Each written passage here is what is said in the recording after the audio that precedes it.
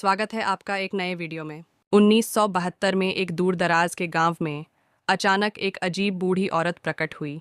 जब लड़की का ध्यान उस पर नहीं था तो वह खिड़की से चुपके से अंदर घुस गई। जब लड़की कपड़े पहनकर देख रही थी, बूढ़ी औरत पीछे अंदर आ गई और सीधे अपना हाथ यानवेन के मुंह में डाल दिया।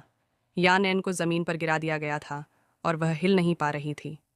केवल बूढ़ी औरत की अभिव्यक्ति धीरे धीरे मुड़ती हुई देखी और बूढ़ी औरत ने यानवेन के दांत उखाड़ दिए। मुंह में आनंद की एक झलक फेंको, दांत को बूढ़ी औरत ने आपने मुंह में डाल लिया। तभी परिवार वालों ने शोर सुना। वह जल्दी से घर की ओर भागे और यह भयानक दृश्य देखा। उन्होंने कोई अपो को अपने सामने खींच लिया, इस पागल औरत को बाहर निकाल दिया। लेकिन तब से यानवेन ने अजीब हरकतें करना शुरू कर दिया था। उसे सबसे पहले अपनी मेज के नीचे एक अजीब सा चित्र मिला और घर के रास्ते में उसे अक्सर जंगल में बूढ़ी औरत देखती है।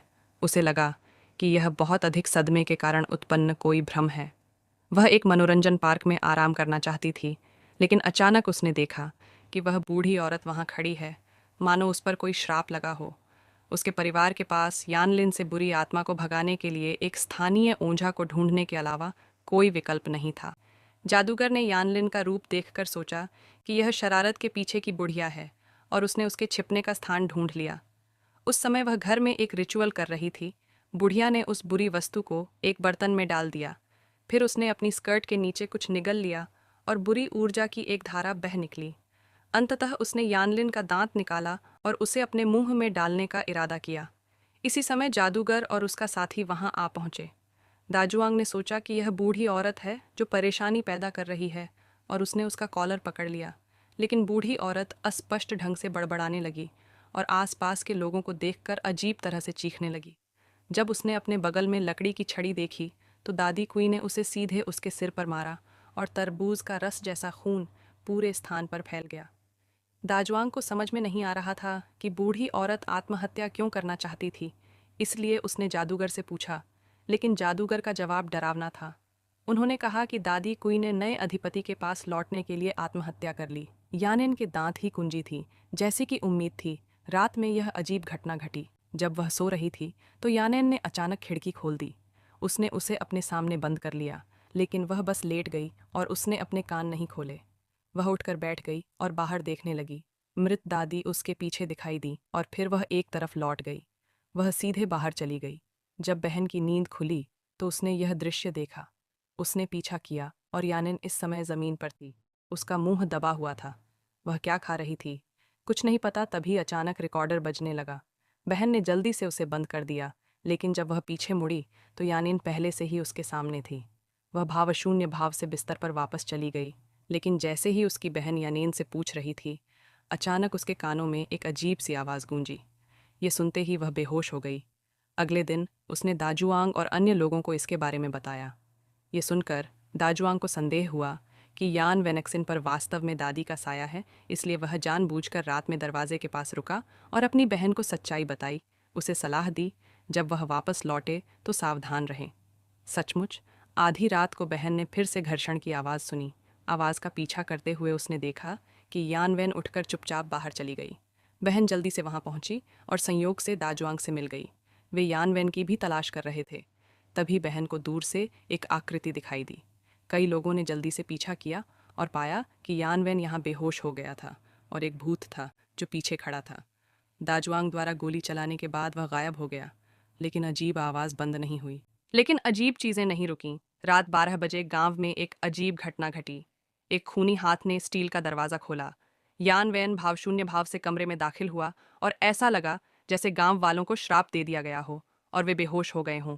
औरत अपने आप से बड़बड़ा रही थी। आवाज़ सुनकर दाजुआंग को चक्कर आने लगा और उसने बेहोश होने का नाटक किया। यान वैन के चले जाने के बाद उसकी बहन दौड़ कर आई। उसने दाजुआंग को थप्पड़ मारकर जगाया और उसी तरह अन्य लोगों को भी जगाया।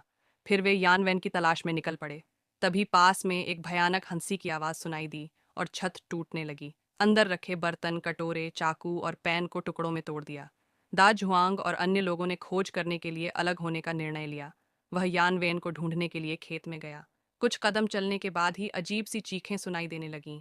उसके बाद घास से लगातार आवाज़ें आने लगीं। इस समय एक छाया चमकी और गांव का मुखिया बंदूक लेकर ऊपर गया, लेकिन जब उसने ध्यान से देखा तो वह उसकी माँ थी। वह हाथ पैर अलग करके जमीन पर गिर पड़ा और गांव का मुखिया दौड़कर आगे आया। उसका मूड खराब था। मृत माँ जोर से हंसने लगी और एक अजीब सी मुद्रा में वह खड़ा हुआ और अपना सिर वापस रख लिया। गांव का मुखिया डर गया और बाहर की ओर भागा।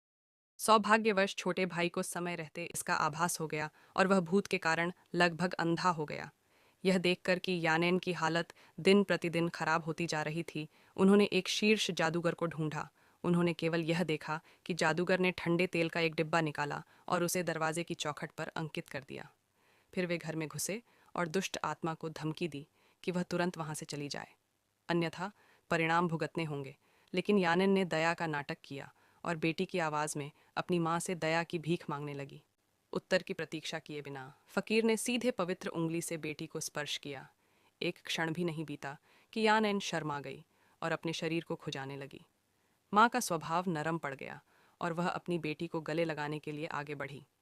जादूगर दोबारा जादू नहीं कर सकता था, इसलिए उनके पास कमरे से बाहर जाने के अलावा कोई विकल्प नहीं था। जब द झुआंग असमंजस में था तो जादूगर ने आगे लगे बांस की ओर इशारा किया, क्योंकि जब वह पहली बार यहाँ आया था तो उसे वहाँ कुछ बुरा होने का आभास हुआ था। इसलिए उन्होंने कुल्हाड़ी पकड़ ली और काटना शुरू कर दिया। जैसे जैसे वे अंत तक पहुंचे, गंध तेज होती गई और पता चला कि वहाँ कुछ दबी हुई अंतड़ियां थीं जिनमें दिल की धड़कन थी। उसी समय दूर से चिल्लाने की आवाज आई।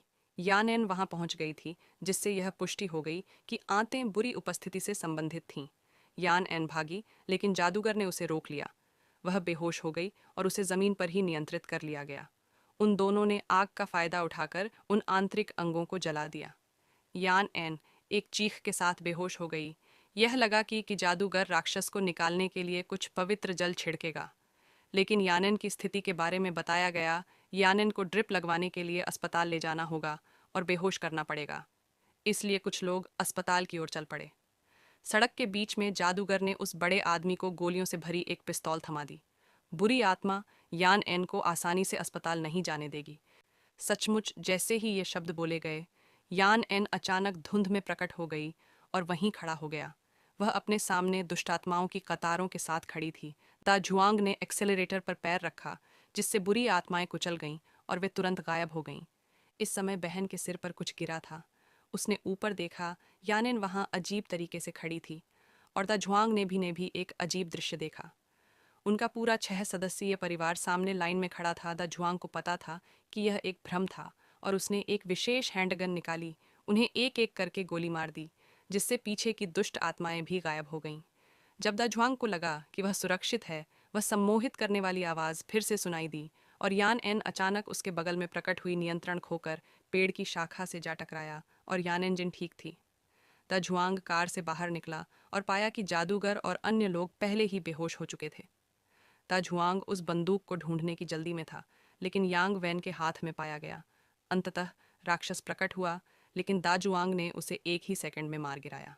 यांग वैन को जीवन वापस मिल गया, लेकिन जब उसकी बहन को लगा कि सब कुछ खत्म हो गया है, यांग वैन के चेहरे पर अचानक एक खालीपन सा आ गया। उसने अपना दांत बाहर निकाला, उसका पेट फूल गया और वह स्ट्रोक से उसकी मृत्यु हो जाती है। और कहानी यहीं समाप्त हो जाती है। आपको ये कहानी कैसी लगी कमेंट करके बताना। लाइक करके जान